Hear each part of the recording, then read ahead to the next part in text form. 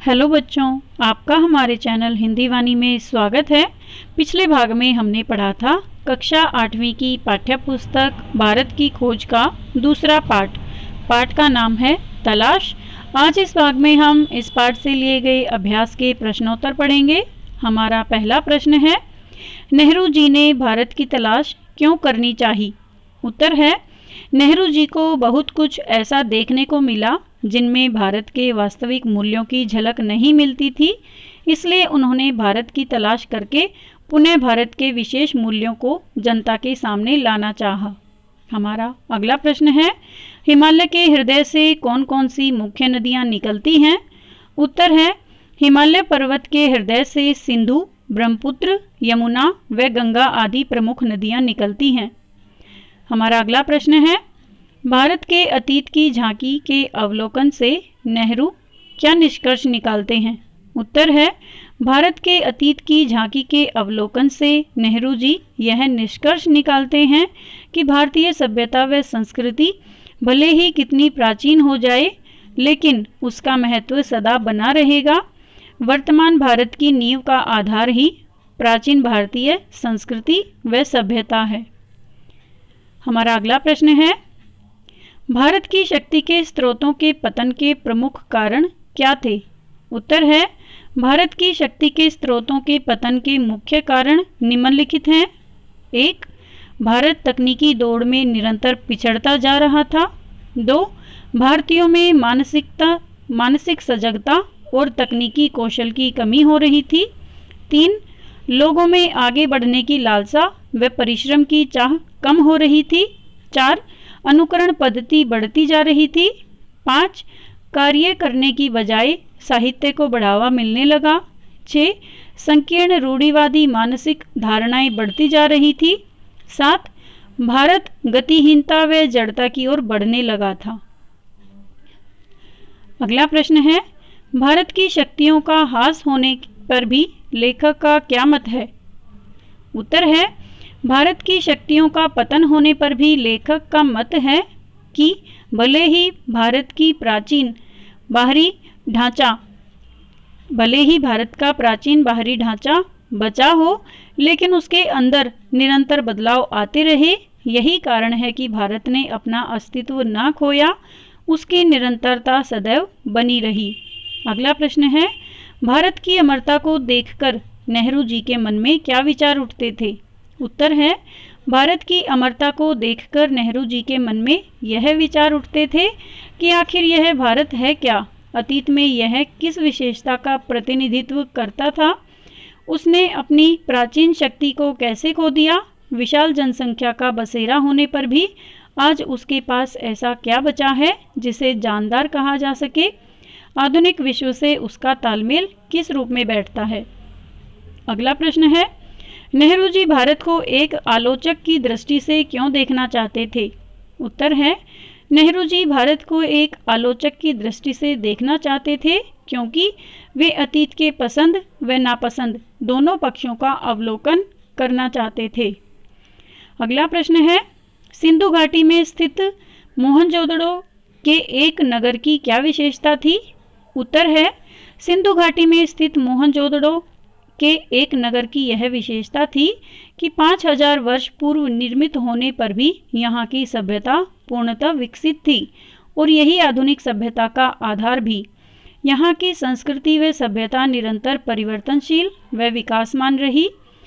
फारस, मिस्र, ग्रीस, चीन, अरब, मध्य एशिया एवं भूमध्य सागर के लोगों से यहाँ के लोगों का निकट संबंध होने पर भी इस संस्कृति व सभ्यता को कोई हिला नहीं पाया।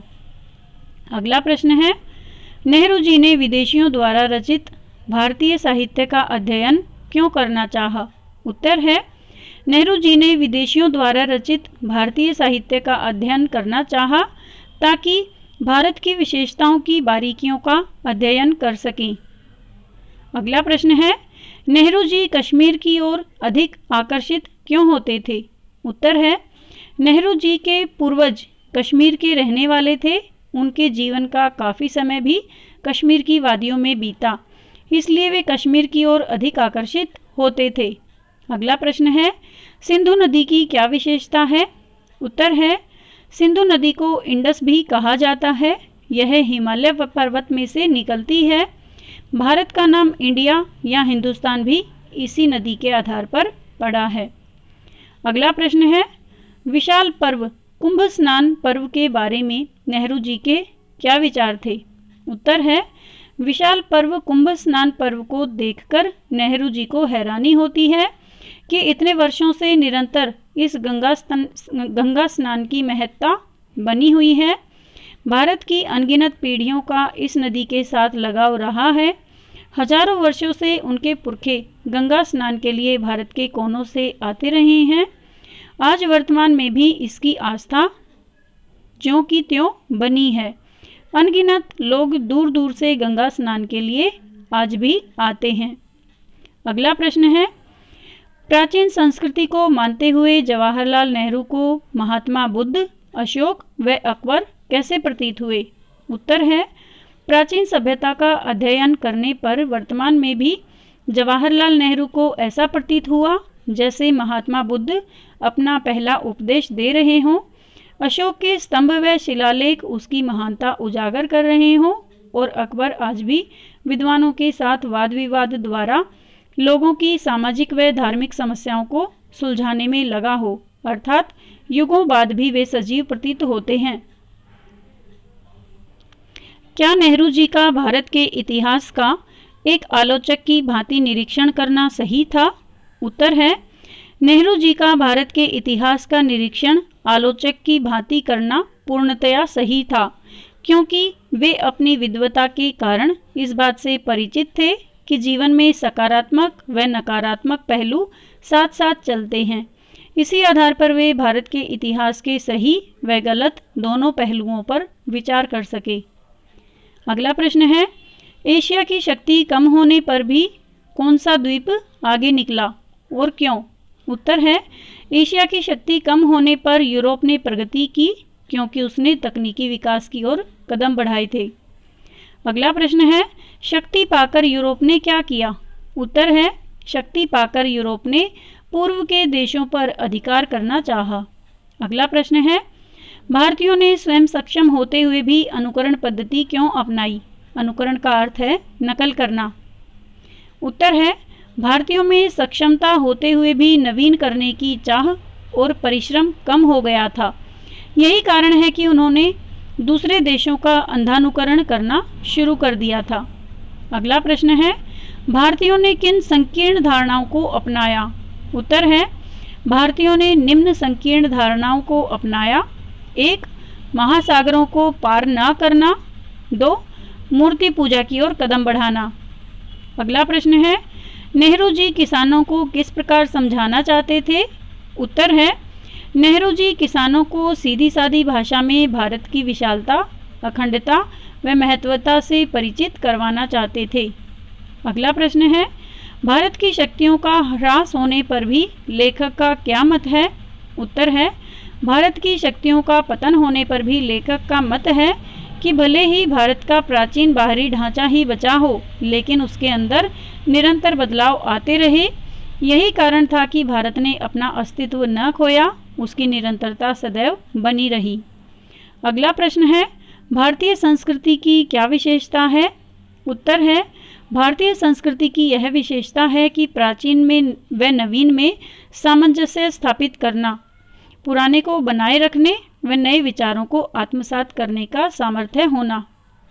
अगला प्रश्न है, नेहरू जी ने भारत की तलाश किन किन साधनों से करनी चाहिए? उत्तर है, नेहरू जी ने भारत की तलाश पुस्तकों, प्राचीन स्मारकों और प्राचीन सांस्कृतिक उपलब्धियों से करनी चाहिए। अगला प्रश्न है, भारत की दशा उस समय क्या थी? यानी जिस समय नेहरू जी ने यह पुस्तक लिखी उस समय भारत की क्या दशा थी? उत्तर है, उस समय भारत में भयंकर गरीबी थी, लोगों की दशा बहुत बुरी थी, अंग्रेजी शासन के दबाव में लोग जीवन जी रहे थे, मध्यम वर्ग आधुनिकता की ओर कदम बढ़ाना चाहता था। हमारा अगला प्रश्न है, भारतीय संघर्ष के नेतृत्व हेतु नेहरू जी किन की ओर देखते थे और क्यों? उत्तर है, भारतीय संघर्ष हेतु नेहरू जी मध्यम वर्ग की ओर देखते थे। क्योंकि यह ऐसा वर्ग था जो बदला चाहता था। यह अंग्रेजी ढांचे का संचालन अपने हिसाब से स्वयं करने में विश्वास करता था। हमारा अगला प्रश्न है, नेहरू जी जहाँ भी जाते उनके स्वागत में कौन से शब्द गूंज उठते?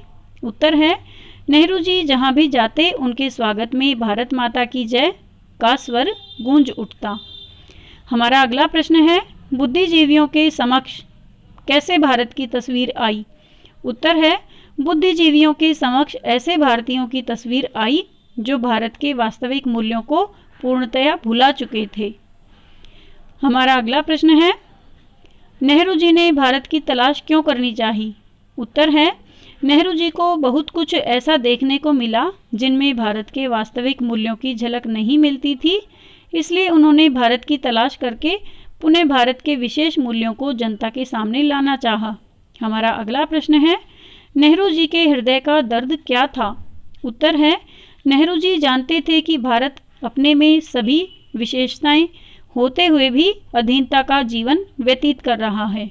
उसे बार बार असफलताओं और कमजोरियों का मुंह ताकना पड़ रहा है। यही उनके हृदय का दर्द था। हमारा अगला प्रश्न है, भारत की ग्रामीण जनता क्यों विशेष थी? उत्तर है, भारत की ग्रामीण जनता विशेष थी क्योंकि भारत का अधिकांश भाग गांवों में निवास करता था। गांव भारत के आधार थे। भारत के वास्तविक मूल्यों की झलक गांव ही देते थे। नेहरू जी ने भी कहा कि जो बात गांव में है वह मध्य वर्ग में नहीं।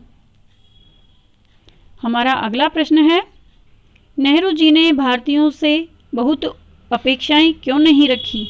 उत्तर है, नेहरू जी ने भारतीयों से बहुत अपेक्षाएं इसलिए नहीं की क्योंकि भारतीय 200 वर्षों से गुलामी व अत्यंत गरीबी का जीवन जी रहे थे। अभावों व कष्टों में जीवन जीते जीते वे अपने बारे में सोचना भी भूल गए थे। ऐसे में वे भी पाते थे कि बहुत से ऐसे मूल्य हैं जो आज भी शाश्वत थे, यानी आज भी बने हुए थे। हमारा अगला प्रश्न है, शहरों के श्रोताओं की मनस्थिति क्या थी? उत्तर है, शहरों के श्रोता दमदार भाषण की चाहत रखते थे। हमारा अगला प्रश्न है, नेहरू जी किसानों को किस प्रकार समझाना चाहते थे? उत्तर है, नेहरू जी किसानों को सीधी सादी भाषा में भारत की विशालता, अखंडता व महत्वता से परिचित करवाना चाहते थे। हमारा अगला प्रश्न है, भारत के किसानों की समस्याएं क्या थी? उत्तर है, पूरे भारत के किसान गरीबी, कर्ज, निहित स्वार्थ, जमींदार, महाजन, भारी लगान, कर व पुलिस के अत्याचारों तथा विदेशी हुकूमत की समस्याओं से जूझ रहे थे। हमारा अगला प्रश्न है, नेहरू जी ने उन्हें भारत के बारे में क्या समझाना चाहा? यानी नेहरू जी ने किसानों को भारत के बारे में क्या समझाना चाहा? उत्तर है, नेहरू जी ने उन्हें यानी किसानों को भारत के बारे में समझाना चाहा कि भारत अखंड है, इसे टुकड़ों में विभाजित करने के बारे में नहीं सोचना चाहिए, स्वयं को विश्व का हिस्सा समझने का प्रयास करना चाहिए। हमारा अगला प्रश्न है, नेहरू जी को भारत की सुंदरता कैसी दिखाई पड़ती है? उत्तर है, नेहरू जी जब भी भारत के बारे में सोचते हैं तो उनकी निगाहों में दूर दूर तक फैले मैदान, उन पर बसे गांव, कस्बे व शहर, बरसात के मौसम में धरती पर छाई हरियाली, विशाल नदियां, ठंडे प्रदेश, भारत का दक्षिण भाग व कश्मीर के सुंदर दृश्य घूम जाते हैं। यानी उन्हें इस प्रकार की प्राकृतिक सुंदरता का स्मरण हो आता है। हमारा अगला प्रश्न है, नेहरू जी ने विश्व बंधुत्व का संदेश क्यों देना चाहा? उत्तर है, नेहरू जी ने भारत के किसानों को विश्व बंधुत्व का संदेश देना चाहा क्योंकि वे भारत को विराट विश्व का हिस्सा मानते थे। हमारा अगला प्रश्न है, भारत माता की गूंज के माध्यम से, भारत माता की जय, इस प्रकार की गूंज के माध्यम से नेहरू जी ने लोगों को क्या संदेश देना चाहा? उत्तर है, भारत माता की जय, इस प्रकार की गूंज के माध्यम से नेहरू जी ने यह संदेश देना चाहा कि पूरा भारत, भारत की मिट्टी, इसके पहाड़, नदियाँ, जंगल, चारों ओर फैले हुए खेत व भारत की जनता, ये सब एक हैं। पूरा भारत एक है। भारत माता की जय कहने का अर्थ है भारत की जनता जनार्दन की जय। इस प्रकार प्रत्येक भारतीय इस भारत का हिस्सा है और सभी भारत माता के अंश हैं। हमारा अगला प्रश्न है, किसान किस किस बात की जानकारी रखते थे? उत्तर है बहुत से किसान प्राचीन महाकाव्यों, पुरागाथाओं, दंतकथाओं व चारों कोनों में स्थित धार्मिक स्थलों की जानकारी रखते थे। हमारा अगला प्रश्न है, भारत की विविधता और एकता से आप क्या समझते हैं? उत्तर है भारत विविध अर्थात भिन्न भिन्न प्रांतों का देश है। सभी प्रांतों की सभ्यता व संस्कृति में भिन्नता दिखाई पड़ती है, लेकिन आंतरिक विचारधारा सभी की समान है, अर्थात विविधता होते हुए भी उन सभी में एकता का भाव है। हमारा अगला प्रश्न है, भारतीय जन संस्कृति के दर्शन में नेहरू को क्या समानता दिखाई दी? उत्तर है भारतीय जन संस्कृति के दर्शन में नेहरू जी को यह समानता दिखाई दी कि पूरे भारत की पृष्ठभूमि में लोक प्रचलित दर्शन, परंपरा, इतिहास, मिथक व पुराकथाएं सब एक रूपता लिए हैं। इनमें से किसी को दूसरे से अलग नहीं किया जा सकता, अर्थात ऊपर से प्रांतीय भिन्नता का आवरण ओढ़ने वाला भारत भीतरी सतह से एक है या एक समान ही था। हमारा अगला प्रश्न है, भारत के सीमांत क्षेत्रों की क्या विशेषता थी? उत्तर है भारत के सीमांत क्षेत्र अपने पड़ोसी देशों से गहरा संबंध रखते थे। जैसे अफगानिस्तान भारत से हजारों वर्षों तक जुड़ा था। पुराने तुर्की व दूसरी जातियां जो अफगानिस्तान और मध्य एशिया में बसी थी, इस्लाम के आने से पूर्व बौद्ध थी और इससे भी पहले वैदिक काल में हिंदू थी। इसलिए इनका रहन सहन व रीति रिवाज भी मिलते जुलते थे और आज भी मिलते जुलते ही हैं। हमारा अगला प्रश्न है, तक्षशिला क्यों प्रसिद्ध था? यहाँ अन्य देशों से लोग क्यों आते थे? उत्तर है तक्षशिला विश्व प्रसिद्ध विश्वविद्यालय था। यहाँ सुदूर देशों से विद्यार्थी उच्च शिक्षा ग्रहण करने के लिए आते थे।